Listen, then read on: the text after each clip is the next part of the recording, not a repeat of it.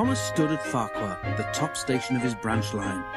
He had run round Annie and Clarabel after the morning journey and was enjoying a short rest before the run back down the valley.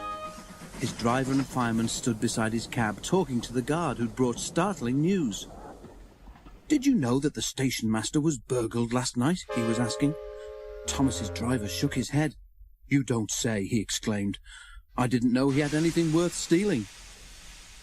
"He's won cups for gardening," exclaimed the fireman. "All taken, and then the scoundrels had the cheek to pinch his car to carry them away in." "Not that new one he's so proud of," said the driver.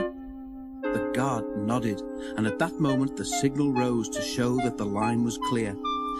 The driver and fireman climbed into Thomas's cab, the guard blew his whistle, waved his green flag and got into Clarabel, and Thomas set off. By the time they were through the tunnel, the train was running nicely. Road and railway were beside each other here, with only a stream between them. Thomas remembered his race with Bertie the bus. He'd only won because he could go through the hill, while Bertie had to go over it. A flash of colour on the road ahead caught his eye.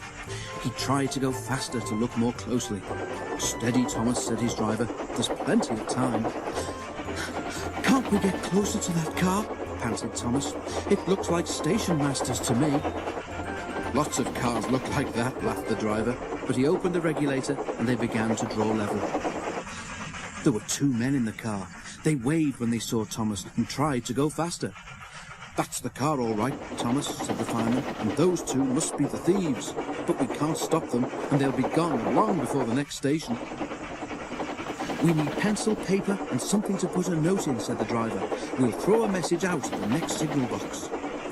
Quickly, he wrote the note, and they put it in the fireman's empty lunch tin. Then, drawing ahead of the car, Thomas whistled to attract the signalman's attention.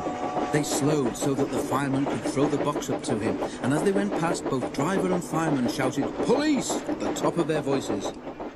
By now, the stolen car had gone well ahead, and Thomas did not see it again. But the signalman telephoned police headquarters at once, and the thieves were stopped at a roadblock about 10 miles further on. That afternoon, the Fat Controller travelled in Annie to Farquhar. When he got there, he and the station master climbed onto a porter's trolley. They told the passengers the whole story, and the station master thanked Thomas, his driver, and his fireman for their prompt action.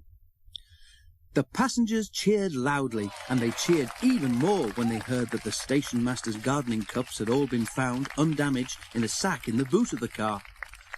"A long time ago," said the Fat Controller, holding up his hand for silence, "Thomas showed how valuable he is to the smooth running of my railway.